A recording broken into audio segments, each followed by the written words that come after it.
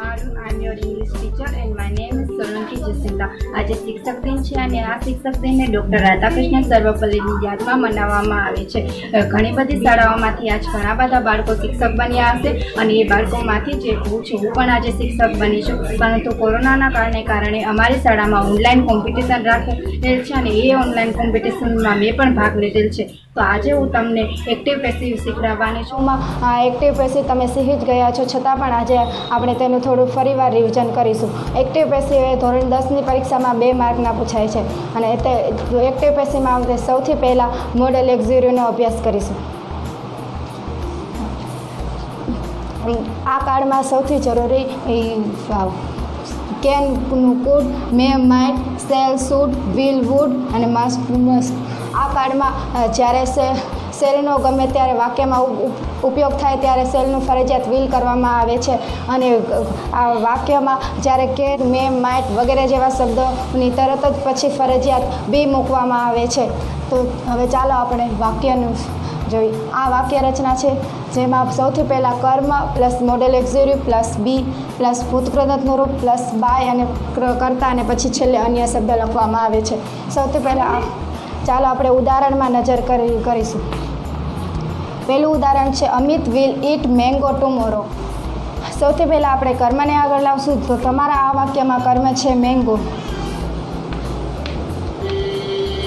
પછી આપણે મોડલ એક્ઝિક્યુટિવના જે આ શબ્દો છે તેના ઉપર નજર કરીએ તો આ વાક્યમાં વિલ આપેલો છે, તો આપણે તે લઈશું વિલ. પછી જે રીતે મેં તમને કીધું હતું કે વાક્યમાં જ્યારે આવા શબ્દો આવે તેની તરત જ પછી બી મૂકવામાં આવે છે, તો હવે આપણે લઈશું બી. પછી ભૂતકૃતનું રૂપ એટલે કે ઇટ અને એનું ભૂતકૃત રૂપ ઇટન અને પછી બાયવાળું રૂપ એટલે છે બાય અમિત અન્ય શબ્દ એટલે કે ટુમોરો.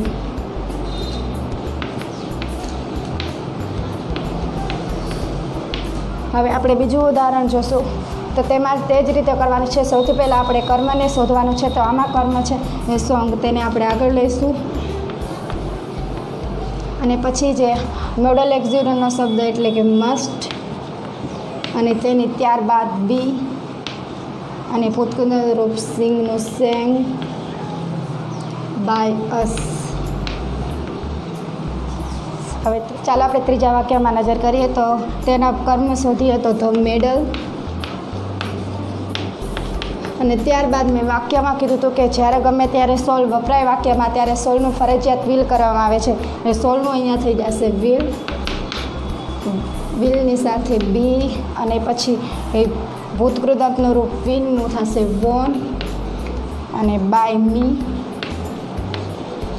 Next year.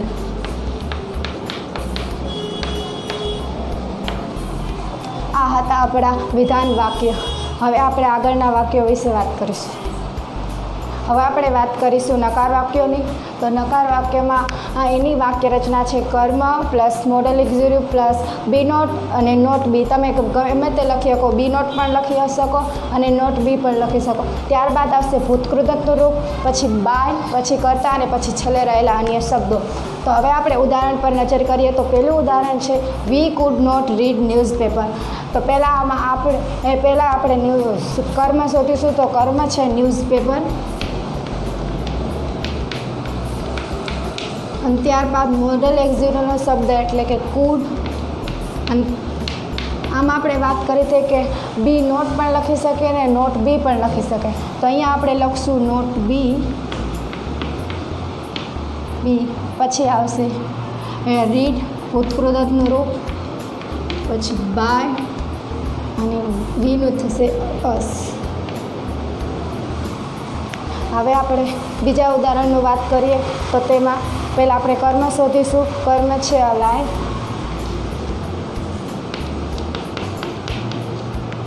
હવે આપણે મોડલ એક્ઝિક્યુટિવનો શબ્દ એટલે કે શુડ નોટ બી. સ્પીકનું થશે સ્પોકન બાય યુ નાવ. હવે આપણે ત્રીજા ઉદાહરણની વાત કરીએ તો Vaishali can not get first in class. તો આમાં આપણે કર્મ શોધીશું તો કર્મ થશે ફર્સ્ટ અને ત્યારબાદ આવશે કેન નોટ બી અને ગેટનું થશે got by Vaishali in class.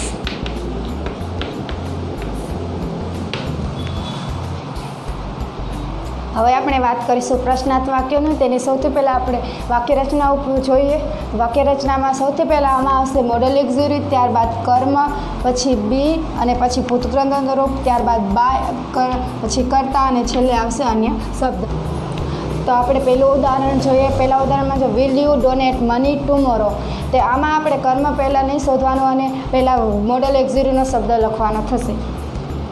Will, પછી આપણે કર્મ શોધીએ મની, ત્યારબાદ આવે બી અને ડોનેટ બાય યુ ટુમોરો.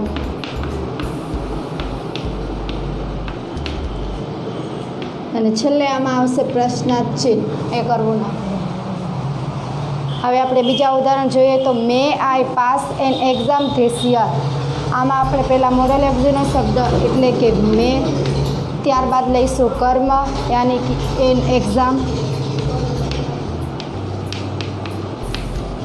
ત્યારબાદ મૂકીશું બી અને પછી ભૂતકૃત રૂપ એટલે કે પાસ અને તેનું થશે passed by me this year. છેલ્લે પ્રશ્નાર્થ છે. હવે ત્રીજા ઉદાહરણની વાત કરીએ તો ત્રીજા ઉદાહરણ છે can you buy new car.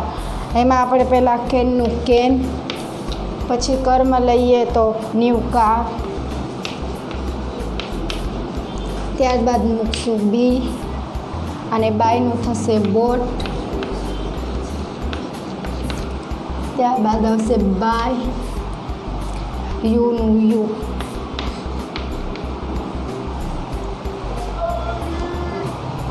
હવે આપણે વાત કરીશું વુ-વાળા વાક્યનો અને તેની સૌથી પહેલાં આપણે વાક્ય રચના ઉપર નજર કરીએ તો વાક્ય રચનામાં પહેલાં આવશે બાય વૂમ, ત્યારબાદ મોડલ એક્ઝિક્યુટિવ, પછી કર્મ, પછી બી, ત્યારબાદ ભૂતકૃદંત અને છેલ્લે આવશે અન્ય શબ્દો. પહેલાં વાક્યને તરફ આપણે નજર કરીએ તો વુ મે બ્રેક ધ વિન્ડો. એમાં પહેલાં આપણે વુનું બાય વૂમાં આવશે, ત્યારબાદ મોડલ એક્ઝિક્યુટિવ એટલે કે મે, ત્યારબાદ કર્મ આવશે એટલે ધ વિન્ડો, ત્યારબાદ બી, ત્યારબાદ ભૂતકૃત રૂપ, ભૂતકૃતમાં બ્રેકનું થશે બ્રોકન,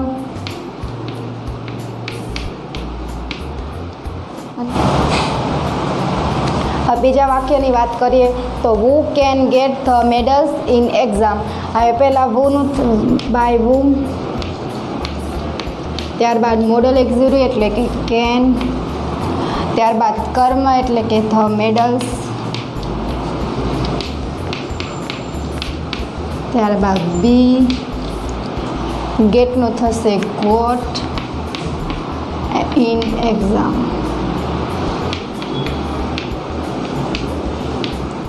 હવે આપણે વાત કરીશું ત્રીજા વાક્યનું. ત્રીજું વાક્ય છે who will put your bag. હવે સૌથી પહેલાં વુનું થશે બાય વૂમ, ત્યારબાદ મોડલ એક્ઝિક્યુટિવ એટલે કે વિલ, ત્યારબાદ કર્મ એટલે કે યોર બેગ અને ત્યારબાદ આવશે બી અને પુટના ત્રણેય રૂપ પુટ જ રહે છે એટલે પુટનું અહીંયા પુટ જ રહેશે. છેલ્લે પ્રશ્નાર્થ છે. હવે આપણે વાત કરીશું WH પ્રશ્નાર્થની. તો તેમાં આપણે સૌથી પહેલાં જોશું વાક્ય રચના. તો વાક્ય રચના પહેલાંમાં WH વાળા શબ્દો એટલે કે વોટ, વિચ, વાય, વોટ, વેર જેવા શબ્દો, ત્યારબાદ મોડલ એક્ઝિરી પ્લસ કર્મ, પછી બી, પછી ભૂતકૃદંતનું રૂપ, ત્યારબાદ બાય અને કર્તા, અને છેલ્લે આવશે અન્ય શબ્દ. હવે આપણે ઉદાહરણ જોઈએ તો પહેલું ઉદાહરણ છે what will you eat tomorrow. વોટવાળા વાક્યમાં ક્યારેય કર્મ આવતું નથી એટલે આમાં આપણે કર્મ આવશે નહીં. હવે વોટમાં પહેલાં WH એટલે કે વોટ, પછી મોડલ એક્ઝિરી એટલે કે વિલ, અને ત્યારબાદ કર્મ. જો કે કર્મ વોટવાળા વાક્યમાં આવે નહીં એટલે આમાં નહીં. ત્યારબાદ બી, ત્યારબાદ ભૂતકૃદંત રૂપ એટલે ઈટનું ઈટન, ત્યારબાદ બાય યુ ટુમોરો.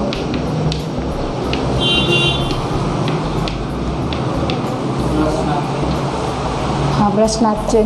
હવે બીજા ઉદાહરણની વાત કરીએ તો which pen can they buy from shop. હવે જ્યારે વિચવાળું વાક્ય આવે ને ત્યારે કર્મ તેની બીજા સ્થાને, ત્યારે કર્મ પછી જ આવે, વિચ પછી.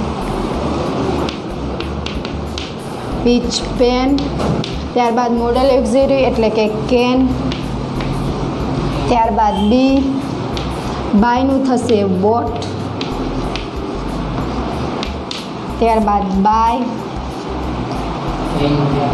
તેનું ધેમ, અને છેલ્લે અન્ય શબ્દ એટલે કે ફ્રોમ શોપ. અને પ્રશ્નાર્થ છે. હવે આપણે ત્રીજા ઉદાહરણની વાત કરીએ તો ત્રીજું ઉદાહરણ છે વાય સોલ રીતિ ડિપોઝિટ મની. તો પહેલાં W છે એટલે કે વાય, અને સોલનું થઈ જાય વિલ, પછી કર્મ એટલે કે મની, પછી મોડલ બી, પછી ભૂતકૃદંતનું રૂપ એટલે કે ડિપોઝિટનું થશે ડિપોઝિટેડ,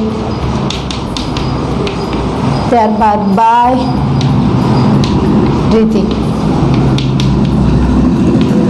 અને છેલ્લે આવશે પ્રશ્નાર્થ છે. હવે ચોથા ઉદાહરણની વાત કરીએ તો what will Rahul buy next Sunday. હવે વોટવાળા વાક્યમાં કર્મ આવે નહીં એટલે વોટ વિલનું વિલ,